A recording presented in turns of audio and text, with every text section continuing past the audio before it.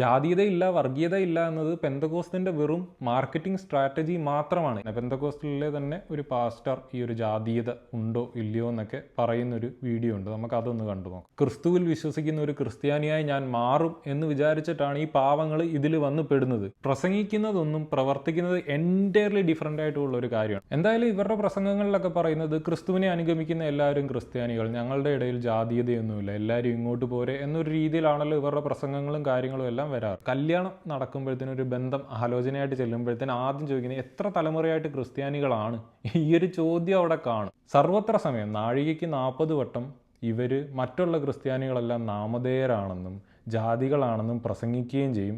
At the same time ഇവർക്ക് എന്തെങ്കിലും ആവശ്യം വരുമ്പോൾ, ഇപ്പോൾ ക്രിസ്ത്യാനികൾ എന്തെങ്കിലും നേട്ടം വരുത്തി എന്ന് പറയേണ്ടിടത്ത് ഞങ്ങളെല്ലാം ക്രിസ്ത്യാനികളെന്ന് പറഞ്ഞ് ഈ കത്തോലിക്കരെയും ഇവാഞ്ചലിക്കലിനെയും എല്ലാവരെയും കൂട്ടുപിടിച്ചിട്ട് അവരുടെ ക്രെഡിറ്റ് എല്ലാം ഇവരുടെ കൊട്ടയിലാക്കുകയും ചെയ്യും. എക്കാലവും ഇന്ത്യയിൽ നിലനിന്ന നീചമായ ഒരു സാമൂഹിക വ്യവസ്ഥിതി തന്നെയാണ് ഈ ജാതീയത അല്ലെങ്കിൽ കാസ്റ്റിസം എന്ന് പറയുന്ന സമ്പ്രദായം. കംപ്ലീറ്റ്ലി ഇല്ലാതായെന്ന് ചോദിച്ചാൽ ഒരിക്കലും ഇല്ലാതായിട്ടില്ല. എല്ലാവരും ഉള്ളിൽ തന്നെ സൂക്ഷിക്കുന്നുണ്ട്, പുറമെ അത്രയധികം കാണിക്കാറുണ്ട്. പക്ഷേ അതിൻ്റെ ഒരു തോത് വലിയ രീതിയിൽ കുറഞ്ഞെന്ന് പറയും. പ്രശസ്തനായ ഒരു പെന്തക്കോസ് പാസ്റ്റർ അനിൽ കൊടിത്തോട്ടം, പുള്ളിയാണ് ഈ ജാതീയത, പഴയ ഹിസ്റ്ററി, പുള്ളിയുടെ ഹിസ്റ്ററി ക്ലാസ് ഒക്കെ വൻ കോമഡിയാണ് സത്യത്തിൽ. കാരണം അവിടുന്ന് ഇവിടുന്നും ഏതെങ്കിലും ക്രിസ്ത്യൻ നെയിമുള്ള 1-2 പേരുടെ പേരെടുത്തുകൊണ്ട് വന്നിട്ട് എല്ലാ ക്രെഡിറ്റും അവർക്ക് ഇട്ട് കൊടുക്കും. എന്നിട്ട് അതുവഴി ക്രിസ്ത്യാനിറ്റിയാണ് ഇന്ത്യയിലെല്ലാം കൊണ്ടുവന്നത്. എഡ്യൂക്കേഷൻ കൊണ്ടുവന്നവരാണ്, കാസ്റ്റിസം ഇല്ലാതാക്കിയത് അവരാണ്, സതി നിർത്തലാക്കിയവരാണ് എന്ന് വേണ്ട എല്ലാ അനീതിയും നീചത്വവും ഇല്ലാതാക്കിയത് ക്രിസ്ത്യാനികളാണ് എന്ന മട്ടിലാണ് പുള്ളി ചരിത്രത്തെ വളച്ചൊടിച്ച് തിരിച്ച് വെക്കാറുള്ളത്. അതിന് എവിടുന്നെങ്കിലും ഒരാളുടെ പേര് സംഘടിപ്പിച്ചുകൊണ്ട് വന്നിട്ട് മറ്റുള്ള ആൾക്കാർ, റിഫോമേഴ്സിൽ ഏറ്റവും വലിയ പങ്ക് വഹിച്ചിട്ടുള്ള ആൾക്കാരുടെ എല്ലാം പേര് പുറത്ത് നിർത്തിയിട്ട് ഈ ഒരു പേരെടുത്ത് വെച്ചിട്ട് നമ്മളാണ് എല്ലാം ചെയ്തത്, നമ്മളാണ് ഇവിടെ എല്ലാം നടത്തിയത്, ശരിയാക്കിയത് എന്നൊക്കെ പറയുന്ന ഒരു രീതിയാണ് പുള്ളിയുടെ ഒരു ചരിത്ര വിശകലനം. പുള്ളിക്ക് രാജാ റാം മോഹൻ റോയിയെ അറിയത്തില്ല, അയ്യങ്കാളിയെ അറിയത്തില്ല, അംബേദ്കറിനെ അറിയത്തില്ല, ശ്രീനാരായണ ഗുരുവിനെ അറിയത്തില്ല, കുമാരനാശാനെ അറിയത്തില്ല എന്ന് വേണ്ട വലിയ റിഫോർമേഷൻസ് നടത്തിയിട്ടുള്ള ലോക്കൽ ലീഡേഴ്സിനെ ആരെ അറിയത്തില്ല. ക്രിസ്ത്യാനികൾ യാതൊരുവിധ പങ്കും ഈ കാര്യങ്ങളിലൊന്നും വഹിച്ചിട്ടില്ല എന്ന് ഞാൻ പറയുന്നില്ല. പക്ഷേ എല്ലാ ക്രെഡിറ്റും അവർക്കല്ല. 1-2 പേരുടെ പേര് പറഞ്ഞിട്ട് മുഴുവൻ ക്രെഡിറ്റും ഒരു സമൂഹത്തിൻ്റെ മേളിലേക്ക് ഇട്ടെടുക്കുന്നത് അത് ശരിയായൊരു രീതിയല്ല. ചരിത്രം നോക്കിക്കഴിഞ്ഞാൽ എല്ലാ പുരോഗമനത്തിനും ഉത്തരവാദികൾ ഒരു പർട്ടിക്കുലർ സമൂഹമോ ജീവികളോ മാത്രമല്ല. അപ്പോൾ പുള്ളിയെപ്പോലുള്ള പല പാസ്റ്റർമാരും പ്രസംഗിച്ച് വെക്കാറ് ഈ ഒരു നാടെന്ന് പറഞ്ഞ ജാതീയത കൊണ്ട് അത്രയും നീചമായി നികൃഷ്ടമായി കഴിഞ്ഞുകൊണ്ടിരുന്ന നാടാണ്. പുള്ളി പല പ്രസംഗങ്ങളിലൊക്കെ പറയുന്നത് കേട്ടിട്ടുണ്ട്, ഇന്ന ജാതിയിൽ നിന്ന് ഇന്ന ജാതിക്കാരൻ ഇത്ര അടിമാറി നിൽക്കണം, ആ ജാതിക്കാരനിൽ നിന്ന് ഈ ജാതിക്കാരൻ ഇത്ര അടിമാറി നിൽക്കണം, അന്നേരം ഓഹോ എന്ന് വിളിച്ചുകൊണ്ട് പോകണം, ആഹാ എന്ന് വിളിച്ചുകൊണ്ട് പോകണം. അതെ, നടന്നിട്ടുള്ള കാര്യം തന്നെയാണ്, ഇവിടെ നിലവിലുണ്ടായിരുന്ന കാര്യം തന്നെയാണ്. അപ്പോൾ ഇതൊക്കെ ഇവർ പറയുന്നത് ഈ കാര്യങ്ങളെല്ലാം ഞങ്ങൾ ഇല്ലാതെയാക്കി. ഏറ്റവും വലിയ ഐറണി എന്താണെന്ന് വെച്ച് കഴിഞ്ഞാൽ പെന്തക്കോസ്തുകാർ, ഈ ഒരു പെന്തക്കോസ്റ്റൽ ഗ്രൂപ്പുകാർ സ്വന്തമായിട്ട് യാതൊരുവിധ കാര്യവും ചെയ്തിട്ടില്ല. അവർക്കൊരു സ്കൂളില്ല, ഒരു ഹോസ്പിറ്റലില്ല, അല്ലെങ്കിൽ ഏതെങ്കിലും അനാഥരെ ശുശ്രൂഷിക്കുക, പരിപാലിക്കുക, അങ്ങനത്തെ ഒരു സാധനമേ ഇവർക്കില്ല. അത് ചെയ്തിട്ടുള്ള ഏതെങ്കിലും ഇവാഞ്ചലിക്കൽസ് ആയിരിക്കും, അല്ലെങ്കിൽ കാത്തലിക്സ് ആയിരിക്കും. സർവത്ര സമയം നാഴികയ്ക്ക് 40 വട്ടം ഇവർ മറ്റുള്ള ക്രിസ്ത്യാനികളെല്ലാം നാമധേയരാണെന്നും ജാതികളാണെന്നും പ്രസംഗിക്കുകയും ചെയ്യും. അറ്റ് ദ സെയിം ടൈം ഇവർക്ക് എന്തെങ്കിലും ആവശ്യം വരുമ്പോൾ, ഇപ്പോൾ ക്രിസ്ത്യാനികൾ എന്തെങ്കിലും നേട്ടം വരുത്തി എന്ന് പറയേണ്ടിടത്ത് ഞങ്ങളെല്ലാം ക്രിസ്ത്യാനികളെന്ന് പറഞ്ഞ് ഈ കത്തോലിക്കരെയും ഇവാഞ്ചലിക്കലിനെയും എല്ലാവരെയും കൂട്ടുപിടിച്ചിട്ട് അവരുടെ ക്രെഡിറ്റ് എല്ലാം ഇവരുടെ കൊട്ടയിലാക്കുകയും ചെയ്യും. എന്നാൽ ഈ ക്രെഡിറ്റ് എടുക്കേണ്ട സമയം അല്ലാതെ ബാക്കിയുള്ള എല്ലാ ടൈമിലും ഇവരെല്ലാം വേറെയാണ്. അവർ ജാതികളാണ്, അവർ വിളിക്കപ്പെട്ടവരല്ല, വീണ്ടെടുക്കപ്പെട്ടവരല്ല. ഇതാണ് ഇവരുടെ ഒരു ഹിപ്പോക്രസി. സ്വന്തമായിട്ടൊന്നും ചെയ്യത്തില്ല, ചെയ്യുന്നതിനെ നാഴികയ്ക്ക് 40 വട്ടം ചീത്ത വിളിക്കുകയും ചെയ്യും. എന്നിട്ട് ചെയ്തവരുടെ ക്രെഡിറ്റ് എല്ലാം സ്വന്തം പേരിലാക്കാനായിട്ട് അഹോരാത്രം പണിപ്പെട്ട് ഇങ്ങനെ കള്ളപ്രചരണങ്ങൾ നടത്തിക്കൊണ്ടേയിരിക്കും. എന്തായാലും ഇവരുടെ പ്രസംഗങ്ങളിലൊക്കെ പറയുന്നത് ക്രിസ്തുവിനെ അനുഗമിക്കുന്ന എല്ലാവരും ക്രിസ്ത്യാനികൾ, ഞങ്ങളുടെ ഇടയിൽ ജാതീയതയൊന്നുമില്ല, എല്ലാവരും ഇങ്ങോട്ട് പോരെ എന്നൊരു രീതിയിലാണല്ലോ ഇവരുടെ പ്രസംഗങ്ങളും കാര്യങ്ങളും എല്ലാം വരാറ്. അപ്പോൾ ആ കാര്യത്തെക്കുറിച്ച് സംസാരിക്കാനായിട്ടാണ് ഇന്നത്തെ ഈ ഒരു വീഡിയോ. ഞാൻ എൻ്റേതായിട്ടുള്ള ഒരു അഭിപ്രായം, ഞാൻ കണ്ട കാര്യങ്ങൾ, ഞാൻ എക്സ്പീരിയൻസ് ചെയ്തിട്ടുള്ള കാര്യങ്ങളൊക്കെ പറയുമ്പോൾ പലരും പറയുന്നത് ഇവനിപ്പോൾ അവിശ്വാസിയാണ്, അതുകൊണ്ട് ചുമ്മാ വെറുതെ കള്ളത്തരം പറഞ്ഞ് വരുത്തുകയാണ്, ഇവൻ ഇവിടുന്ന് കാശ് കിട്ടി, ആ ഒരു രീതിയിലാണ് പല കമൻറ്റുകളും ഒക്കെ വരുന്നത്. അപ്പോൾ ഞാൻ എന്തായാലും ഇന്ന് വിചാരിച്ചിരിക്കുന്നത്, ഞാനായിട്ടൊന്നും പറയുന്നില്ല, അവസാനം എൻ്റെ ഒരു ഒപ്പീനിയൻ മാത്രമേ പറയുന്നുള്ളൂ. ഇവരുടെ തന്നെ പെന്തക്കോസ്റ്റലിലെ തന്നെ ഒരു പാസ്റ്റർ ഈ ഒരു ജാതീയത ഉണ്ടോ ഇല്ലയോ എന്നൊക്കെ പറയുന്നൊരു വീഡിയോ ഉണ്ട്, നമുക്ക് അതൊന്ന് കണ്ടു നോക്കാം. 1-2 കാര്യങ്ങൾ തുറന്നു പറയാൻ വേണ്ടിയാണ് ഇത്. ഈ വിവാഹത്തെ സംബന്ധിച്ചും കൂടെയാണ്. ഈ വിവാഹം കഴിക്കുന്നതിനെ കുറിച്ച് ഒരു കാര്യം പറഞ്ഞാൽ, അവരുടെ കുടുംബത്തെക്കുറിച്ച് പറഞ്ഞാൽ, ഒരു ഹൈന്ദവ മാർഗത്തിൽ നിന്ന് വിശ്വാസത്തിൽ വന്നവരാണ്. അപ്പോൾ ഇവരുടെ വിവാഹാലോചനയ്ക്ക് ഇവരുടെ മാതാപിതാക്കൾ വിവാഹം ആലോചിച്ചപ്പോൾ അവിടെ ഉണ്ടായ ഏറ്റവും വലിയ തടസ്സം ഇവർ 2 ബാക്ക്ഗ്രൗണ്ടിൽ നിന്ന് വന്നവരാണെന്നുള്ളത്. ഈ 2 ബാക്ക്ഗ്രൗണ്ട് എന്ന് പറയുന്നത് എല്ലാവർക്കും മനസ്സിലാവുന്നുണ്ടല്ലോ അല്ലേ? ഈ 2 ബാക്ക്ഗ്രൗണ്ടിൽ നിന്ന് വന്നവർ തമ്മിൽ വിവാഹം കഴിക്കാൻ പാടില്ല എന്ന് ഒരു അലിഖിത നിയമമുള്ളതുപോലെയാണ് ഈ സെൻട്രൽ ട്രാവൻകൂറിലെ ക്രിസ്ത്യാനികളുടെയിലുള്ള ആചാരങ്ങൾ. ഇത് ഞങ്ങൾ 3ാമത്തെ പ്രാവശ്യമാണ്, 2ാമത്തെ പ്രാവശ്യമാണ് ഈ വർഷം ഞങ്ങൾ ഇതേ ക്രൈസിസിനെ നേരിടുന്നത്. വർഷം തീർന്നിട്ടില്ല എന്നൊരു കാര്യം ആലോചിച്ച് നോക്കണം.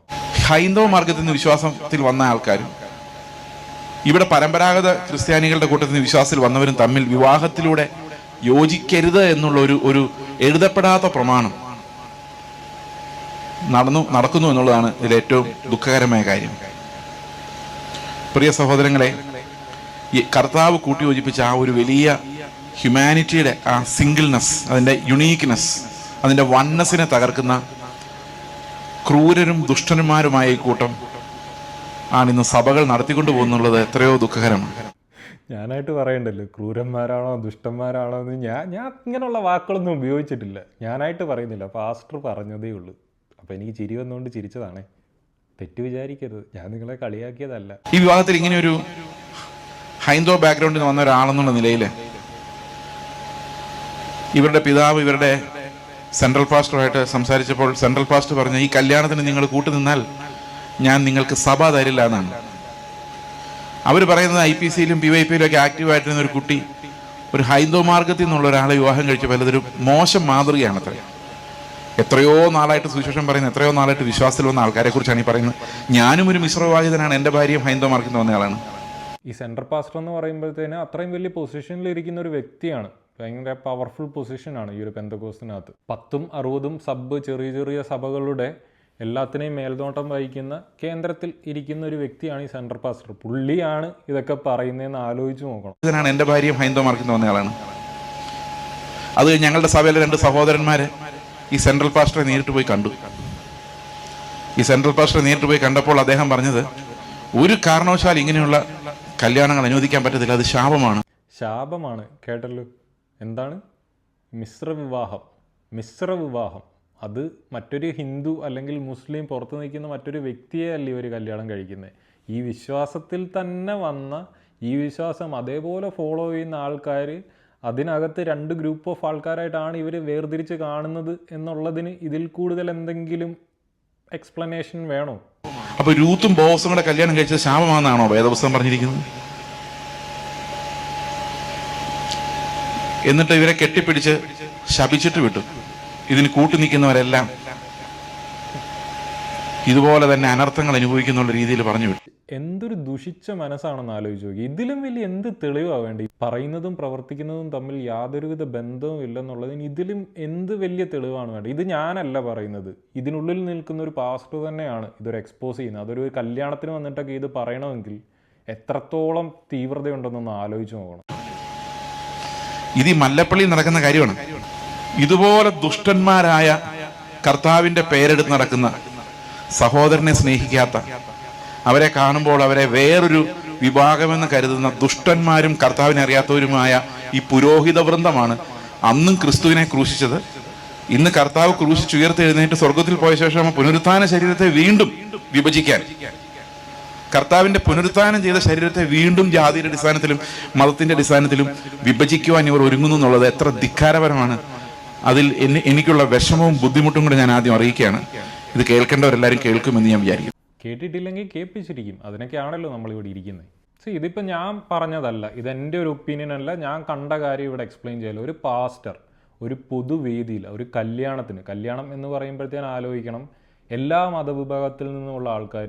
ആ ഒരു വേദിയിൽ പുള്ളിക്ക് ഇത് പ്രസംഗിക്കേണ്ട വരുവാണെങ്കിൽ ഇത് എത്രത്തോളം നീചവും നികൃഷ്ടമായി ഇതിനകത്ത് നിലനിൽക്കുന്നത് കൊണ്ടാണ് പുള്ളിക്ക് ആ ഒരു വേദി തന്നെ തിരഞ്ഞെടുത്ത് അവിടെ പ്രസംഗിക്കേണ്ടി വന്നത് എന്ന് മനസ്സിലാക്കാവുന്ന കാര്യമുള്ളൂ. ഞാൻ ഈ വൃത്തികെട്ട വിശ്വാസത്തിൽ നിന്ന സമയത്ത് ഇതൊക്കെ കണ്ടും കേട്ടും മടുത്തിട്ട് തന്നെയാണ് ഈ ഒരു സാധനത്തിൽ നിന്നൊക്കെ പുറത്തു വന്നത്. മറ്റൊരു മതവിഭാഗത്തിൽ ബാക്ക്വേർഡായിട്ട് നിൽക്കുന്ന, അതിൽ പ്രശ്നങ്ങൾ അനുഭവിച്ചുകൊണ്ടിരിക്കുന്നവരായിരിക്കും കൂടുതലും ഇതിലേക്ക് ആകൃഷ്ടരാകുന്നത്. കാരണം ഇവർ ഈ പ്രസംഗിച്ച് കേൾക്കുന്നത് സഹോദര്യത്തെക്കുറിച്ചും സ്നേഹത്തെക്കുറിച്ചും സമാധാനത്തെക്കുറിച്ചും ഒത്തൊരുമയെക്കുറിച്ചും ഒക്കെയാണ്.